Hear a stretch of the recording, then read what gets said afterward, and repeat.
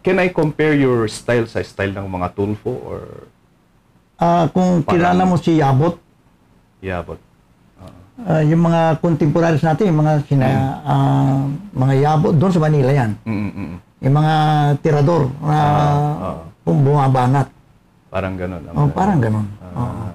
Wala kayong na-receive na or naka-receive kayo ng death threat, and how did you manage that one? Marami tayong death threat.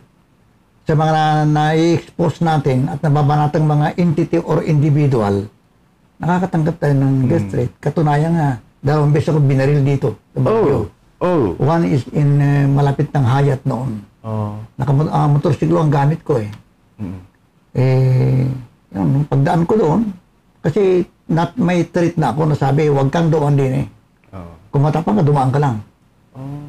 Tama-tama doon nadaan ko talaga. Kasi may interview na ako doon sa Janhay. Duman nga ako doon. Doon, tinira ko. So, happen na yun lang likuran ng motorsiklo na tamaan. Sinimplang ko yung pumunta ako sa Napolcom dyan sa teacher's camp. Nagpatulong ako sa mga polis. Yung second time? Second time dito sa naglalakad lang ako eh. Sa may downtown. Malapit ang Sunshine. Tapos biglang may pumitik na lang. Tapos tumakbo. And then... Walang nahuli. Ay, gano'n. Walang nahuli. Tuwan ko lang kung nasaan na sila mga yan.